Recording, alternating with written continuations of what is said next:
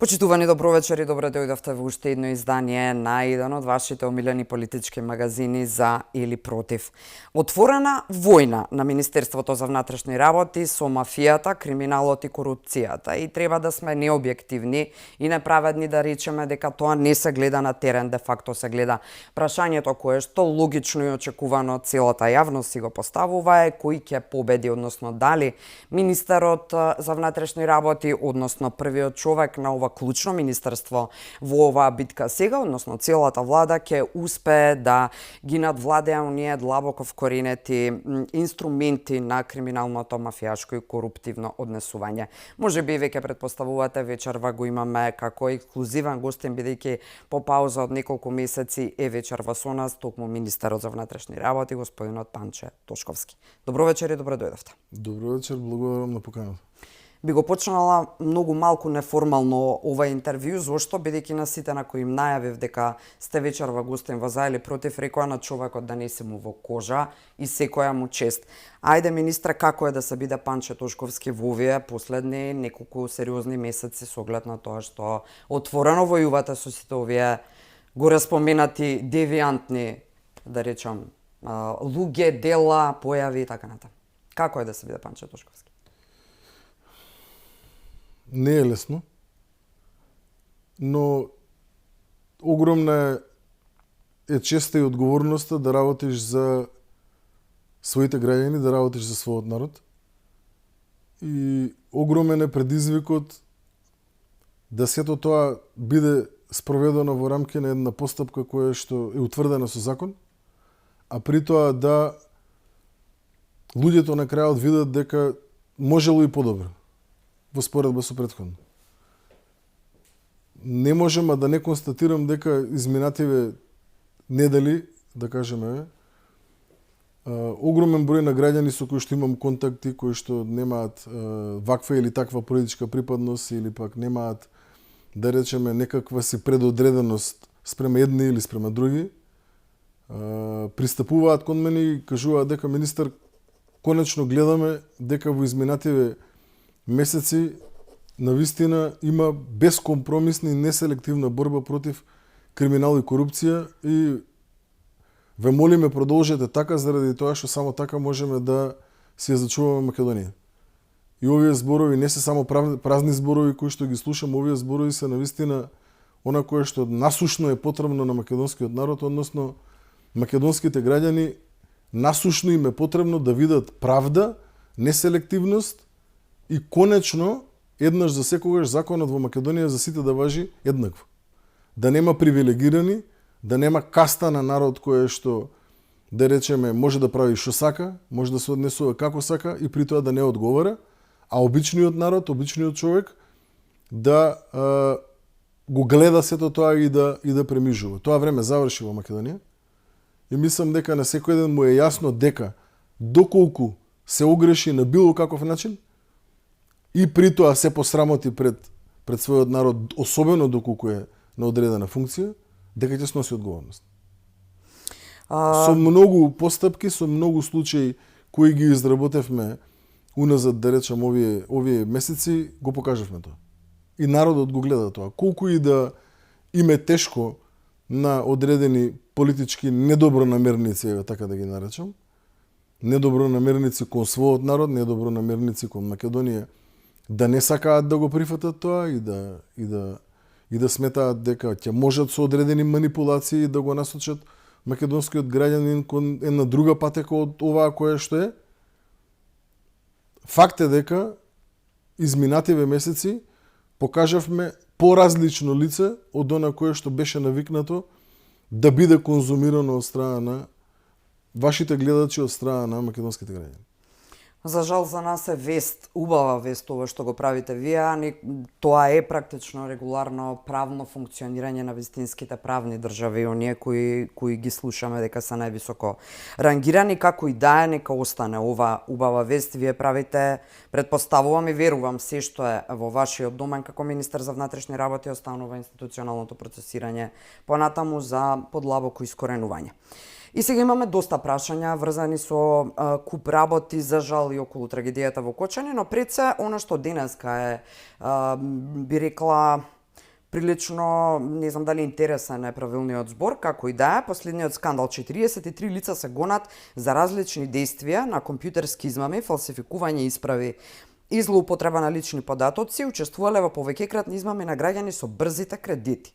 И сега, од она кое што понатаму во соопштението стоеше, е јасно дека известно лице од Фондот за здравствено осигурување издавало податоци, злоупотребувало лични податоци до кои имало пристап, на база на кои со фалсификат документи се земале брзи кредити. Министре, кој ги враќа после тие пари? Мислам, како функционирало се тоа? Видов дека од јули 2022 е ова дејство наваму, тоа се многу луѓе злоупотребени. Еве ќе започнам со огромна благодарност до сите вас новинарите кои што преку истражување и подигнување на теми кои се од интерес за јавност и од интерес за секој обичен нормален македонски граѓанин и со одредени да речам истражувања кои што вие ги вршите, помагате директно на истражните органи и директно на Министерството за внатрешни работи во насока на откривање и разрешување на ваков тип на криминал. Овој процес, да речеме дека е подпомогнат од страна на вас на новинарите и сакам да изразам една огромна благодарност до сите оние кои што, да речеме, допринесоа да се разоткрие овој тип на криминал кој што бил вршен во минатото. Претпоставувам дека и денес се уште има таков тип на криминалци кои што се обидуваат на нечесен начин и на грбот на обичните граѓани да заработат. Оваа кривична пријава беше поднесена во текот на денешниот ден од страна на Министерството за внатрешни работи во координација со јавното обвинителство Скопје. Поднесена е против 43 лица, од кои, согласно информациите кои што ги имам, за 4 лица ќе се води брза постапка, односно ќе биде даден предлог од страна на јавното обвинителство до надлежниот суд да бидат определени мерки согласно закон во однос на истите. 4 лица, тоа се, да речам, организаторите во рамки на овој кривично правен настан. Тие се од фондот или нема да не? Едно лице е од фондот, другите 3 лица се лица кои што ја организирале ова голема тешка измама поврзана со издавање на брзи кредити. Модусот операнди, начинот на извршување на кривичното дело го сторувале со повеќе различни типови на манипулација, дел со изработка на фалсификувани документи, дел со лажно представување, дел со превземање на други манипулативни действија како да буквално на грбот на обичниот народ заработат нелегални пари. Откриени се, документирани се, постои одреден огромен број на докази кои што Министерството за внатрешни работи ги има собрано за овој кривично правен настан. За сите за оние кои што досега имаме докази, е поднесена кривична пријава. Досегашната утврдена штета по буџетот на граѓаните е негде околу 3 милиони денари. Слободно можам да кажам дека согласно информациите кои што ги имаме, таа ќе расте, како што ќе се дополнително собираат доказите. Со овој случај сакам да упатам јасна порака до секој еден кој што смета дека на ваков манипулативен начин ќе може да заработува, при тоа да не биде откриен и сето тоа да биде ставено под тепих. Заврши времето кога Министерството за внатрешни работи во минатото било, да речеме, каскало во одредени процеси или ги ставало под тепих или во координација со одредени душмани во Министерството, не работело на кое што требало да го работи. Сега сме максимално фокусирани на решавање на буквално секој еден предмет кој што е од интерес за македонските граѓани, за секој еден граѓанин, без разлика дали станува збор за, не знам, висок владин функционер или станува збор за обичен граѓанин. Целта ни е да покажеме дека навистина е сменето времето на функционирање на Министерството за внатрешни работи. И со овој предмет покажуваме исто така дека имало разлика и можело да се работи и поинаку од претходно. Меѓу овие 43, кажавте четворица, од прилика посочивте кои се останатите 39, се од различни така наречени продавници за брзи кредити или можеби се од една иста криминалов, како се правил Дали тоа значи дека сите се прочешлани, сите се во оваа криминална игра и еден куп луѓе практично се инволвирани? До сега, од она кое што го имаме утврдено, станува збор за, не би можел да ги селектирам дека тие доаѓаат од едно правно лице или дека доаѓаат само од еден град.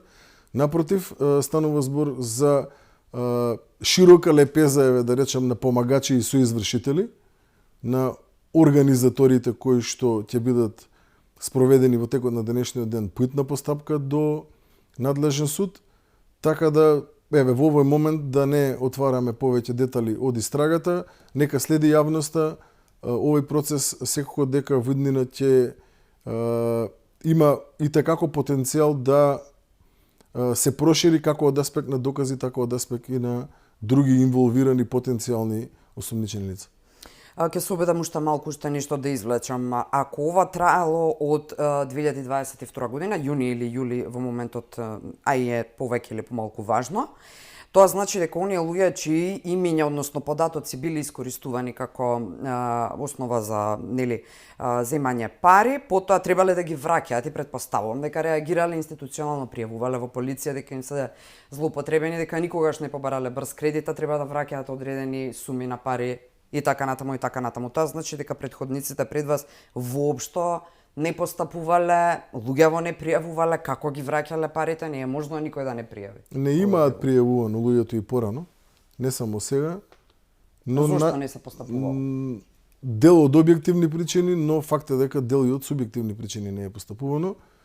Бе, да речеме дека е предмет на истражување и тој дел во рамки на Министерството за внатрешни работи. Дел од објективни, но кои се објективните причини, што би можело да е објективна причина да не се постапи? Ме прашувам кој објективните причини кои што реално ги има не само во оваа постапка, туку во секоја друга постапка е заради тоа што е потребно соодветно време за да може да се процесуираат одредени постапки, треба да се соберат докази, треба да се комплетира предметот, еве да речеме, за да влезе во наредна фаза. Но не можам да не искоментирам дека 2022 сепак не е тоа вчера или завчера. Именно. Тоа е доста поголем временски период, но нажалост капацитетите се тие кои што ги има министерството, како ги употребувале, пак ќе речам, тоа можеби туку е на предмет на анализа на други оддели во рамки на министерството. За да биеме новинарски и медиумски коректни, денеска имаше уште една новина која го засага Министерството за внатрешни работи, а тоа е потпишан нов протокол за соработка за реафирмација за заложбата и заекнување на меѓуинституционалната соработка со јавното обвинителство. Мисијата практично на ОПСЕ во Скопје го лиснува развојот на овој протокол и била домаќин на денешното потпишување. Она што мене ме интересира како новинар и како обичен човек е зошто е потребен министра посебен протокол за да се реафирмира одредена меѓуинституционална заложба, за да не се подразбира. Зошто треба протоколарно да постојат и такви потписи и официализирање на соработката кога тоа би требало, нели, да биде по дефолт да се подразбира како заложба. Такви протоколи имало и претходно подпишувани и протоколите се подпишуваат согласно законите и подзаконските акти кои што ги имаме, сепак дефинираат надлежности во рамки на нивната тежина. Протоколите секогаш е добро да ги имаме заради тоа што тие додефинираат и прецизираат правила на игра. И огромна благодарност еве до амбасадорот Килијан Вал, кој што изминатиот период лично беше вклучен во рамки на овој процес со капацитетот на ОПСЕ како институција, со неговиот личен капацитет и во соработка заедно со сите надлежни фактори во рамки на Министерството и во рамки на јавното обвинителство да го создадеме овој нов протокол кој што би требало да е подобри ефикасноста во рамки на институционалното вмрежување помеѓу јавното обвинителство и Министерството за внатрешни работи. Морам да истакнам дека еден од поголемите проблеми кои што ги имаме како држава е немањето на соодветна меѓуинституционална комуникација и немањето на соодветна меѓуинституционална координираност, особено во насока на откривањето на организираниот криминал и особено високата корупција. Дали во минатото тоа било лапсус или намерно е оставано да таквиот тип на комуникација биде некоректен и несоодветен, тоа е друг мовет. Но факт е дека ние денеска треба да сториме се што е во наша можност да можеме да ги зајакнеме капацитетите меѓуинституционални кои што ги имаме. И сега ова на ваков начин кажано, не верувам дека некој од гледачите ќе не разбере што кажа министерот. Тама сведоци сме биле дека писма патувале од оваа до нас зграда со месеци. Е ненормално едно писмено известување од јавното обвинителство до Министерството за внатрешни работи да патува 3 месеци и дека е ненормално судот во 21 век да нема податоци за точна адреса на одредено осумничено лице, па комуникацијата помеѓу суд, Министерство за внатрешни работи, јавно обвинителство и назад трае повеќе од 6 месеци и тоа си е така едно 30 на години наназад без проблем. Навистина не заслужува внимание да посветиме на тоа дали институциите комуницирале на соодветно ниво или не комуницирале на соодветно ниво. Целта наша е денеска, пак конкретен пример ќе дадам. Јавното обвинителство во иднина да може да ги споделува сите податоци кои што ги има Министерството за внатрешни работи за конкретен предмет пред себе на својот компјутер со клик на одредена програма која што би требало да ја има инсталирано на својот компјутер. Истото и судот.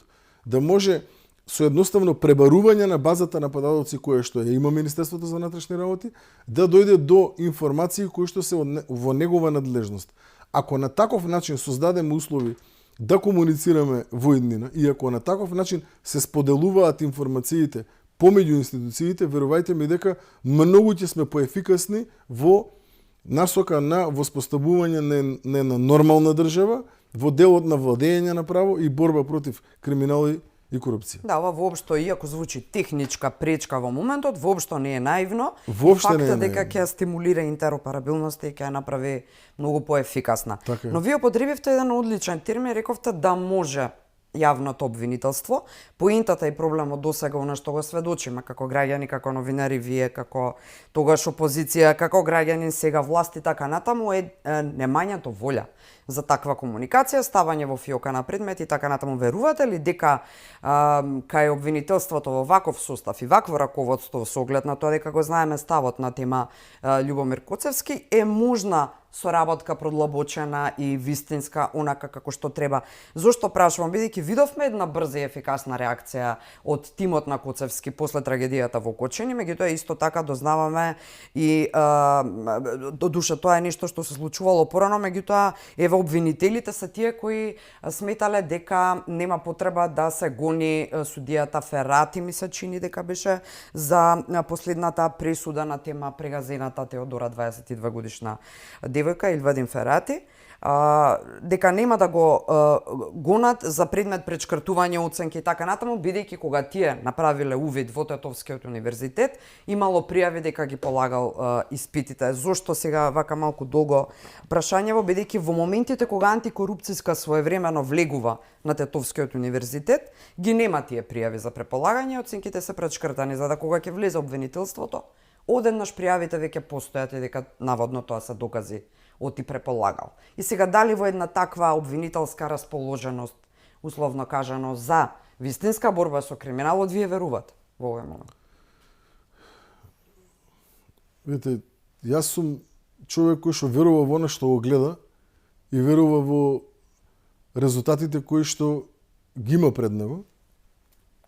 Од аспект на действија кои што ги превземаме со тимот на обвинители кои што се вклучени во онаа истрага која што имаме поврзана со катастрофалната несреќа која што ни се случи во Кочани, верувам дека обвинителството дава максимум и верувам дека на крајот на завршување на оваа истрага ќе имаме еден процес кој што конечно ќе даде искрена надеж за ресетирање на државата. Искрено верувам во тоа, заради тоа што гледам секојдневно како јавните обвинители работат во тимови со истражителите кои што се кај нив и кои што се во рамки на Министерството за внатрешни работи. Еве кога почнавме да говориме за тој предмет, станува збор за една катастрофална несреќа која што мене лично, ако ме прашате, е настаната како последица на низа незаконитости кои што се превземале уназад повеќе години и која што не смееме да дозволиме како држава да остане заборавена. и не смееме да дозволиме оваков тип на катастрофа, оваков тип на ужасие кое што не зафати сите, соодветно, како држава, институционално, да одговориме во насока на секој еден кој што се огрешил, соодветно да одговара. Јас можам да говорам за досегашните действија кои што сме ги превзеле, исклучиво само во онаа форма која што ми е дозволена, а при тоа да не повредам истрага, но и од она што можам да го кажам, разликата во споредба со претходно што правеле е огромна. И во насока на прашањето кое што ми го поставивте, дали гледам разлика од тоа како е работено претходно, а како се работи сега, да гледам. Зошто? Заради тоа што за сите оние 3 катастрофални несреќи кои што ги имавме во изминатите 3-4 години, каде што буквално ни една кривична пријава не е поднесена од страна на Министерството до јавното обвинителство. Замислете. Нити за несреќата која што се случи со 45 загинати во Бугарија, нити за модуларната болница која што ни се запали во Тетово, нити за Ласкарци автобусот кој што се преврте, ниедна кривична пријава не е поднесена од Министерството за внатрешни работи до јавното обвинителство. Замислете.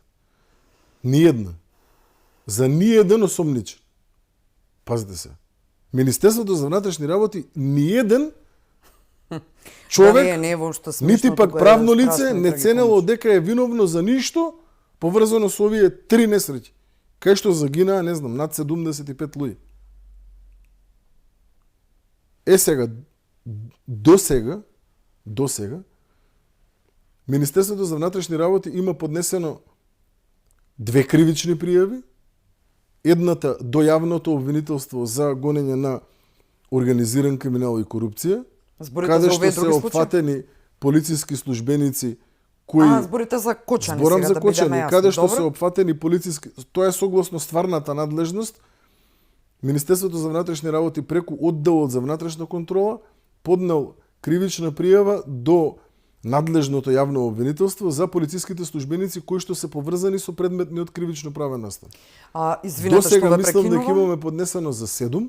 Да, тоа се оние 7 за кои знае јавноста, Така е. дополнителната И внатрешна имаме контрола. уште 23 или 4 лица кои што се опфатени со кривичната пријава втора, која што Министерството за внатрешни работи ја поднесе до основното јавно обвинителство Кочани, а е поврзана со предметниот кривичен правен настан, каде што се опфатени дел поранешни градоначалници, сегашен градоначалник, поранешни министри, директори и така Од натаму. пазарен инспекторат, од економија, Значи, да. до сега го имаме тоа превземено како действија, интензивно се работи.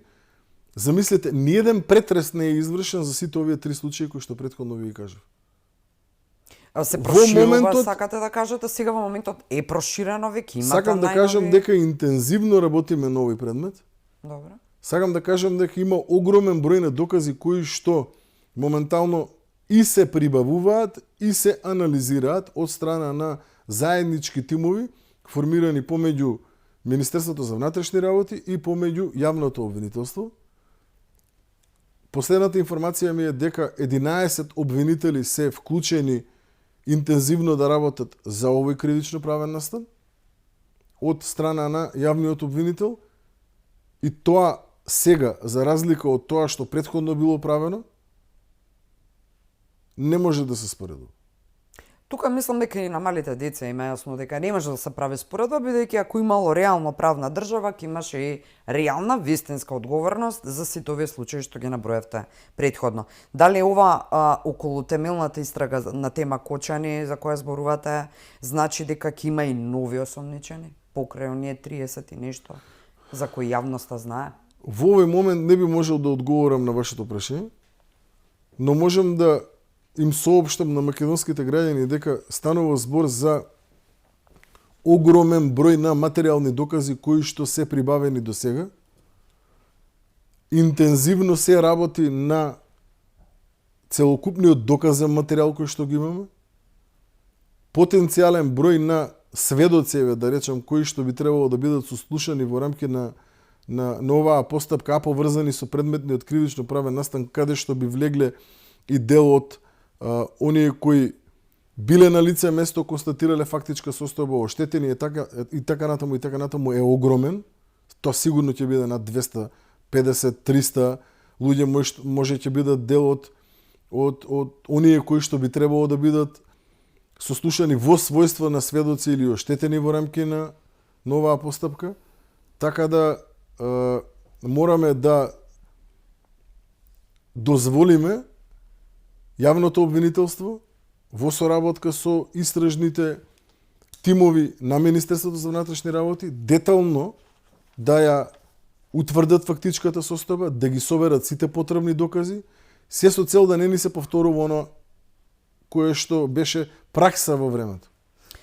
Мораме со овој случај да покажеме дека државата има институционални капацитети, доколку сака, да одговори соодветно и праведно. А тоа значи секој еден кој што има вина за конкретниот кривично правен настан да биде соодветно процесиран. Буквално секој еден. Опозицијата... Но пак ќе повторам, не можеме како држава да постапуваме во насока на расветлување на случаи спротивно на закон. Мора да биде при тоа почитуван законот за кривична постапка, мора да бидат собрани сите докази во форма која што е нужна, за да можеме да кажеме дека имаме одредена процесна постапка која што е законита, за да на крајот имаме резултат кој што ќе биде праведен. За пожарот во Кочани неофицијално сослушани били актуелните директори на Пазарниот инспекторат и Дирекцијата за заштита и спасување, односно Владко Стојковски и Џеват Селами. Од обвинителството очекувано не откриваат детали за истрагата, со какви информации вие располагате? Пак ќе повторам, во овој момент не би сакал да споделувам во јавноста информации кои што би можеле на било каков начин да ја загрозат истрагата. Сослушани се многу поголем број на и сегашни и поранешни и директори и вработени во институции, вработени во приватен сектор и така натаму. Добро, и ова е сепак некако нов момент. Че има можност за разумно време, за кое што се надевам дека ќе заврши оваа истрага, јавноста да ги види сите детали кои што се поврзани со овој кривично правен настан. Што значи разумно време? Како рамка законска или не знам? Разумно време е отприлика за околу 90 дена од денот на отпочнување на оваа истражна постапка. Јавното обвинителство мора да поднесе соодветен обвинителен акт од аспект на наредно действие кое што ќе цени дека треба да го превземе, така да се надевам и сум сигурен дека овие 90 дена од почнување на истрагата до поднесување на обвинителен акт со ова темпо со кое што работиме, дека ќе бидат доволни за да можеме да ја утврдиме целокупната потребна фактичка состојба за да следат сите оние процесни действија кои што СДСМ и Ливица ве повикуваа за оставка, бара да си поднесете морална, политичка одговорност и така натаму. Повеќе потоа тоа некако се смири, се стиши, ако може така да се каже. Меѓутоа се прифрли топката пак и директорот на БЈБ и според истиве опозиционери, тој треба да понесе по принцип на командна одговорност или вертикала на одговорност, како и да е точниот термин или точната фраза, треба да си поднесе морална оставка. СДСМ и Левица едно 400 пати за овие 8-9 месеци од кога сум министер за внатрешни работи, мислам дека имаат побарана оставка од мене. Така да од аспект на она кое што сметам дека е моја обврска и е она кое што треба да го превземе Министерството за внатрешни работи, убеден сум дека ќе го превземеме и сме го превзеле во целост од аспект на надлежност и на министер за внатрешни работи и на директор на Бирото за јавна безбедност. Цело време ми беше поставувано прашањето за морална одговорност.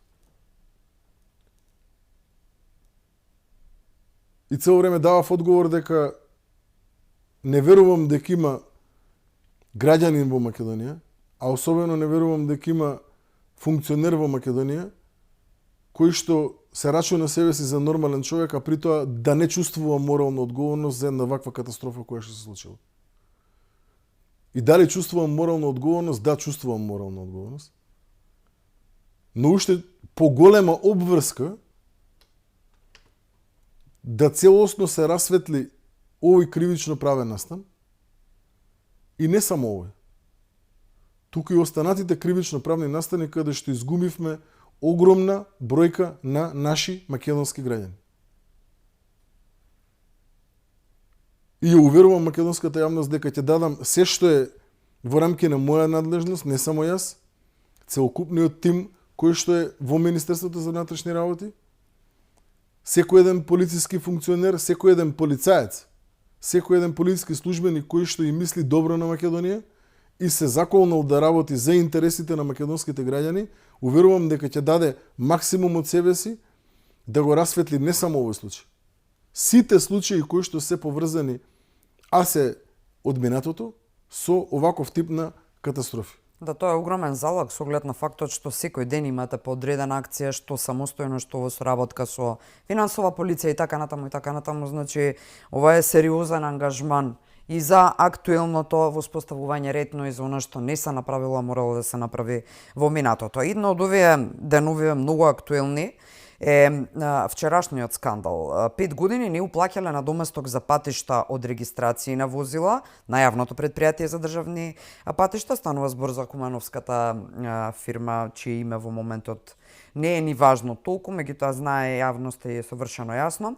Она што го соопшти финансиската полиција дека злоупотребата е тешка над 360.000 евра, а опфатена е во целава оваа акција и како осомничена братучет роднина на вашиот претходник, поранешниот министер за внатрешни работи. И сите овие информации што досега ги кажав се и последни. Значи нема нема барање за притвор на еве конкретно роднината на поранешниот министер за внатрешни работи. Не видовме никаков развој на акцијава од вчера до денеска. Запознаен сум со предметот кој што го напоменавте. Би сакал да истакнам дека е добро тоа што финансовата полиција истражува предмети со ваков финансиски криминал кој што вие го напоменавте. Ги охрабрувам да продолжат и понатаму. Финансовата полиција е клучна алка во рамки на системот за борба против, особено, да речеме, висока корупција и борба против финансиски криминал кој што е сторен и се сторува во Македонија. Така да драго ми е што финансовата полиција покажува дека има капацитет и покажува дека има јасна мисла, да речеме, и јасна визија во насока на борба против финансиски криминал и ги охрабрувам во иднина да продолжат во таа насока. Министерството за внатрешни работи и досега и во иднина секако ќе ги дава сите оние капацитети од аспект на човечки ресурси, технички ресурси за да помогне на истрагите кои што се водат од нивна страна. Ден, истиот ден, вчера или можеби ден претходно, во секој случај велам, делувате секојдневно со сериозни откривања, е и буквално фаќањето на поранешниот директор на гериатрија Скопска, кој што правел практично за многу луѓе несватливи. Митото и корупцијата не е нов феномен во Македонија, против тоа се бориме, особено со промената на власта. Не е јасно дека мора да биде темелно работење, меѓутоа ова е нешто кое што со никаква морална одговорност човекот го правел, едноставно уценувал болен стар човек, барал мито и тоа во стотици илјади евра за да биде сместен. Тоа го откривте и така натаму, но факт е дека јавна тајна дека постојат такви ситуации, можеби годиништа наназад и уште пострашни можеби во сите други, еве да речеме, вкупно се 5 или 6 државни по државна капа установи за згрижување на ваков или на онаков начин на стари лица. Ова е гериатрија бидејќи нуди болничко лекување, но овие другите исто така има битола, прилеп, куманово, злокуќани на клиника и слично. Што во таа насока? Па ова е еден од серијата на случаи каде што високи државни функционери ги фаќаме, што би рекол народот, апла, како рекетираат и како бараат и сакаат да се збогатат на грбот на граѓаните. Ако ви текнува пред повеќе месеци, на почетокот на новиот мандат, имавме една акција каде што жив го фативме еден судија, како рекетираше, па после тоа пред неколку недели мислам дека имавме една акција каде што жив го фативме еден висок општински функционер како зима пари за работа која што треба да се работи по закон. Па еве сега имаме еден директор на една здравствена установа каде што жив го фативме како зима пари. Ја не знам како не им паѓа на памет на луѓето дека еднаш за секогаш заврши тоа време од минатото и дека институциите сега функционираат, дека граѓаните се многу побудни него претходно, почнаа да веруваат во системот на вистина дека има капацитет да се бори против ваквите бандити и дека не информираат како Министерство за внатрешни работи, а ние сме спремни неко претходно да замижуваме и да ставаме под тепих, туку да делуваме. И дека повеќе нема ваши и наши, и дека повеќе нема луѓе кои што биле блиски со еден или со друг, работеле кај, не знам, како обезбедување кај не знам кој висок функционер ваму или таму, туку дека секој еден кој што ќе се дрзне, без оглед каде е, без оглед на кого е, без оглед кој е, да уценува, рекетира или краде од својот народ, ќе заврши вака како овие другиве, таму кај што му е место тоа сигурно не е на пиедестал, туку позади решетки. И сакам јасна порака да упатам до сите функционери. Дека оваа влада, дека овие луѓе во Министерството за внатрешни работи се решени да стават крај еднаш за секогаш на институционалното крадење на својот народ. И тоа многу јасно и гласно и го кажуваме, но и го спроведуваме. За разлика, јас не памтам во историја на Македонија врховен судија да завршил за решетки фатен инфагранти. Јас не памтам во историја на Македонија член на обезбедување на премиер да заврши за решетки фатен инфагранти. Не памтам такви случаи. Ако ова, јас не памтам директор на гериатрија да е фатен инфагранти како рекетира 1000 евра. Не памтам такви случаи. Може би имало, не знам, ама јас не памтам. Ако ова не е јасна порака за неселективност во борбата против криминалот и високата корупција, тогаш не знам што е. Добро, вие барате и очекувате дека ќе се освестат криминалците. Тоа се криминални умови до кои веројатно бадијала ги спраќате параките. Јавноста е свесна дека работите, меѓутоа овие криминални умови веројатно ви останува само да ги ловите. Криминалците не треба да се освестуваат. Македонскиот народ е освестен. Имено. Македонскиот народ е освестен и гледа дека борбата против криминалците е јасна и е видлива. И поради тоа се охрабрува за секој еден случај кај што ќе се утврди незаконитост, кај што ќе се утврди, не знам, неспроведување согласно правила на игра, да пријави, да информира во рамки на соодветен орган, како што е Министерството за внатрешни работи, а Министерството превзима чекори и превзима действија. На 26 февруари, заменик министерот за правда Ален Деребан кажа дека многу брзо во изјава за Глас на Америка се очекува во брзо време Артан Груби да биде приведен, пошто ќе бидат преземени сите неопходни мерки за негова екстрадиција во Македонија. Каде и кога ќе биде екстрадиран?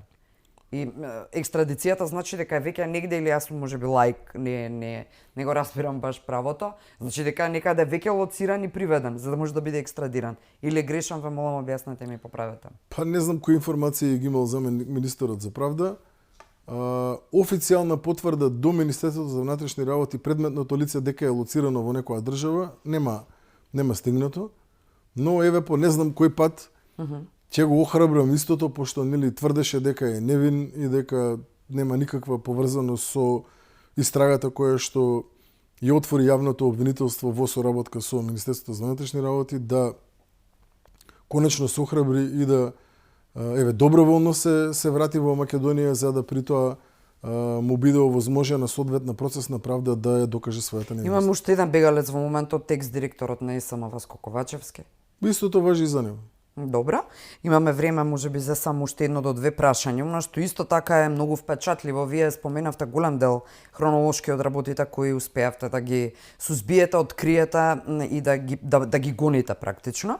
Мафијата е една клучна димензија која што би рекла на која и објавивте сериозна војна од сам старт, Беланоца, Грчец, главите би рекла на овие водачки групи или на групиве мафијашки, како и да е терминолошки е неважно како ќе се изразам, се таму каде што треба да бидат. Единствено Шевалј Муареми е шефот на Грчец мафијата, во меѓувреме се објавува видеа на TikTok.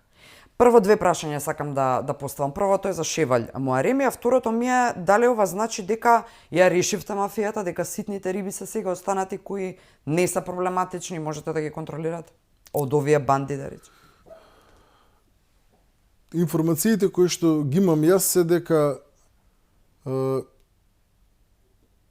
како Скопје, така и Македонија, македонските граѓани и те како се чувствуваат побезбедни и помирни во споредба со претходно.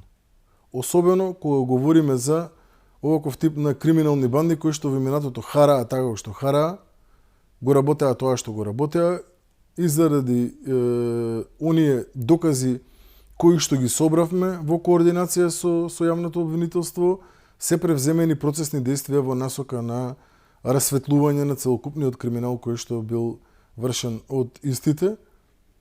Сметам дека пристапот на Министерството за внатрешни работи во соработка со јавното обвинителство, како основното, така и обвинителството за гонење на организиран криминал и корупција, е многу поразличен од претходно и поради тоа гледаме многу поразлични резултати него оние од претходно. Јас пак ќе повторам, не памтам досега во историја на Македонија во еден кривично правен настан да бидат расветлени 8 убиства кои што биле сторувани 10 години назад.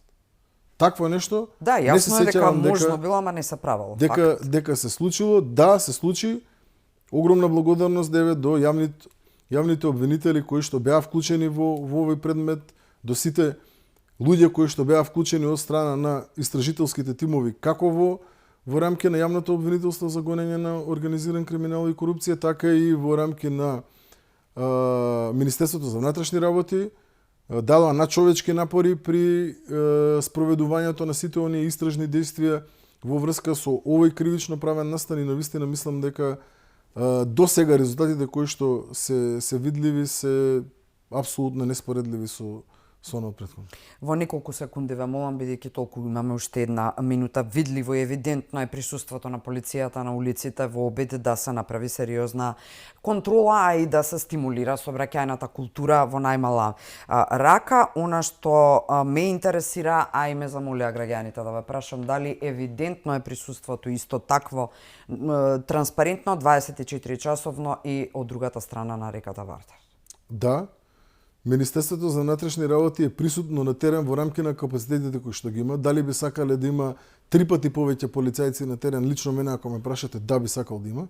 И работиме во таа насока. Работам во насока заедно со целокупниот тим во Министерството на измени на Законот за внатрешни работи, кој што ќе овозможи поголема мобилност на полициските службеници во рамки на Министерството, кој што ќе ни овозможи помалку началници, а многу повеќе работници во рамки на Министерството за внатрешни работи, кој што ќе ни овозможи навистина да може посоодветно да реагираме на потребите, за да може да си ја сработиме работата која што ни е основна надлежност, а тоа е обезбедување на соодветна безбедносна состојба во Македонија, каква што доликува една нормална европска држава. И да, можеме да одговориме и сега на сите предизвици кои што ги имаме пред нас во рамки на капацитетите кои што ги имаме. Полицијата е присутна. Резултати има, резултатите се видливи. целта наша е како во иднина да го смениме менталниот склоп на балканецот, еве како да кажам, поинаку не знам, пошто не сме само ние македонците кои што не почитуваме правила на игра кога станува збор за особено за сообраќајни правила, туку еве целокупниот Балкан слободно можам да кажам дека некако не е склон кон почитување на сообраќајните правила, а при тоа како Македонија имаме 140 жртви годишно. Како последица на непочитување на сообраќајни правила. Мораме да го смениме менталниот склоп. Мораме да научиме дека ако пишува 50, треба да возиш 50. Ако има пешачки премин, треба да пропуштиш пешак. А сите оние кои што безобзирно управуваат со моторни возила, сакам да им порачам дека со измените на законот кои што ќе следат сега, моторното возило нистите ќе им биде одземено трајно. И тоа ќе биде справедливо на нивната имотна состојба. Нели, тој кој што вози фичо и е помалку имотен, ќе му биде одземено фичото, а при тоа вози безобзирно. Тој што вози Порше или не знам какво друго возило, кое што нели вака си можел да си го дозволи да си го купи, ќе му биде одземено возилото и ќе биде дадено на дом за деца без родители. Ова ќе биде интересно И да се ќе биде гледа спроведено како во принцип пракса. на казнивост. И Де ќе биде факто, спроведено, освен што ќе има казна затвор, мислам, односно, освен што ќе бидат да речеме предвидени покрај предвидената законска казна, која што нели се од одреден месец до одреден месец е во рамки на законот во зависност од типот на делото, ќе биде предвидена и парична казна и ќе се одзема возилото. За најгрубите прекршувања на правилата на игра кои што ги имаме утврдено нели со закон во аспект на почитување на сообраќајни правила. Но што и да напишеме во законот, како и да го спроведуваме е џабе, ако истиот не важи за сите. Тоа е така. Сега, сакам една јасна порака дупатам до сите. За секој еден ќе важи и секој еден ќе мора да го почитува. Зошто? Заради тоа што со воведување на Safe City системот, како во Скопје, Куманово и Тетово, така и понатаму во втора фаза во сите градови во Македонија, ќе не може да се избегне казната. Односно, компјутер буквално кажано е вака, ќе констатира дека е сторен одреден прекршок од страна на одреден сторител и ќе процесуира во рамки на законски утврдени правила на игра. Ќе нема на кого да му се јавите едноставно. апсолутно казнивоста е решение за напред малку што го зборувате со менталниот склоп. Неселективноста е многу побитна од висината на казната.